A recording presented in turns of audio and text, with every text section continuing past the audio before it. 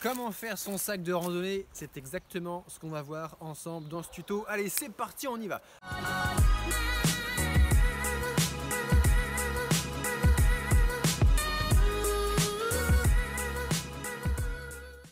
Bonjour les amis, bonjour et bienvenue, c'est David, le banquier randonneur, et aujourd'hui on va voir comment constituer son sac de randonnée, comment bien le porter et comment gérer les équipements qui vont être faciles et rapides à utiliser, dont on va forcément avoir besoin aujourd'hui.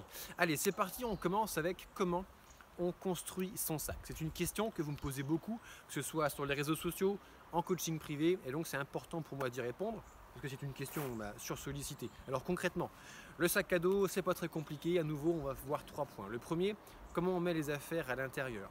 Ce qui est important, c'est que le lourd soit proche du corps et le plus bas possible. Donc typiquement, le lourd dans ton sac, on va le mettre en bas et le plus près possible du corps, ici. Ça, c'est la première chose. La deuxième chose, c'est que dans ta journée, tu sais que tu as des choses des pièces d'équipement que tu vas forcément avoir besoin, d'autres que tu en auras besoin que le soir. Le couchage, par exemple. Le couchage, pareil, tu le mets au fond de ton sac. Il y a un théorème sur le sac du randonneur et de la randonneuse, c'est quand tu cherches quelque chose, eh ben c'est forcément au fond de ton sac. Et c'est pas faux, effectivement. Donc ton couchage, tu vas le mettre bien au fond, le lourd au fond et collé à toi. Alors une astuce également pour avoir un sac super pratique à utiliser sur le sac que j'ai. Il s'agit d'un sac Quechua 50 litres Easy Fit. Et tu regardes bien,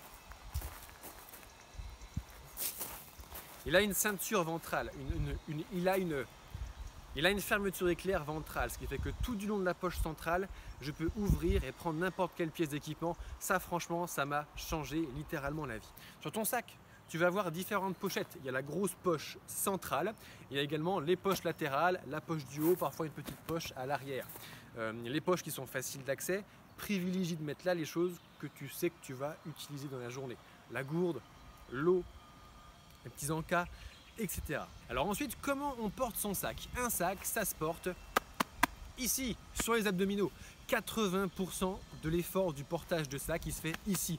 Mes abdos sont contractés et c'est eux qui vont porter le sac. Comme tu peux le voir, mes bretelles ici au niveau des épaules, ça tient rien du tout. À la limite, les bretelles, c'est juste pour maintenir le sac contre moi, mais c'est tout, pas plus. Donc 80% du job, je le fais avec mes abdos. Donc ma ceinture abdominale, la ceinture du sac est bien serrée, mes abdos sont contractés et les épaules ne sont pas trop sollicitées.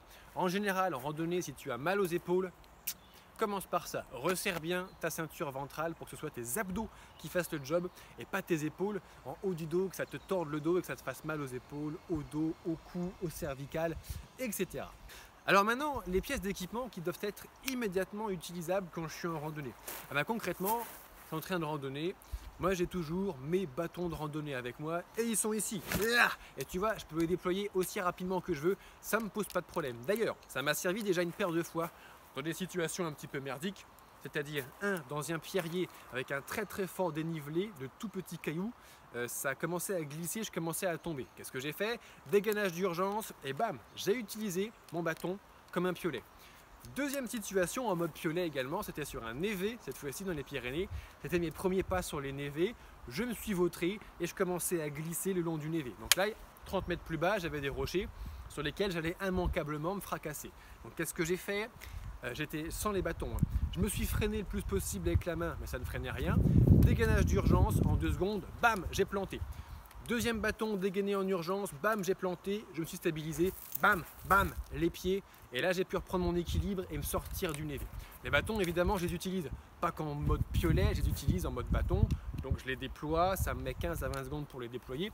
Et je te conseille de prendre des bâtons de randonnée avec des fermetures rotatives comme ça. De cette façon, ça ne se bloque pas et tu peux faire le système de dégainage d'urgence.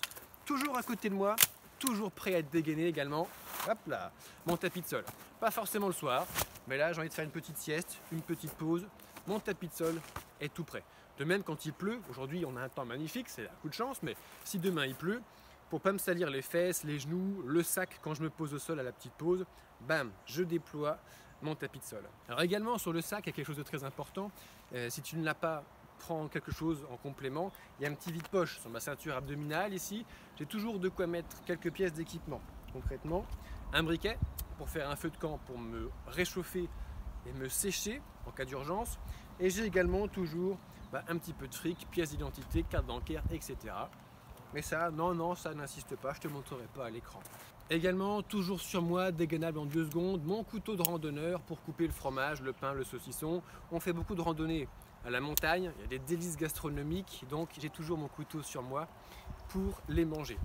2 équipements également, on va dire un petit peu d'urgence, que j'ai ici, toujours à portée de main. Dans un premier temps, ma boussole. Bien que je fais 95% de ma navigation grâce au smartphone qui est en train de tourner, là que tu ne vois pas, eh bien j'aime avoir ma petite boussole, elle pèse une dizaine ou une quinzaine de grammes, ce qui fait que quand je suis en train de marcher, je sais garder mon cap, il n'y a pas de problème là-dessus. Deuxième pièce d'équipement qui est en termes de sécurité très important, notamment à la montagne, c'est mon sifflet.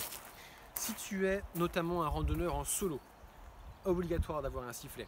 Même si tu es en groupe, je préconise au moins 2 sifflets par groupe en cas de séparation du groupe. On n'est jamais toujours tous ensemble, collés les uns aux autres. Il y a forcément un moment où on va se séparer. Le sifflet, ça me sert à quoi? Je me vautre dans un pierrier, je me fracture un membre inférieur, je suis immobilisé pour me faire prendre en charge et pas finir comme 127 heures plus tard. J'ai toujours mon petit sifflet sur moi. D'ailleurs, comme tu peux voir, même si j'ai un membre supérieur fracturé, avec une seule main, je peux l'utiliser, le porter à la bouche pour être en sécurité.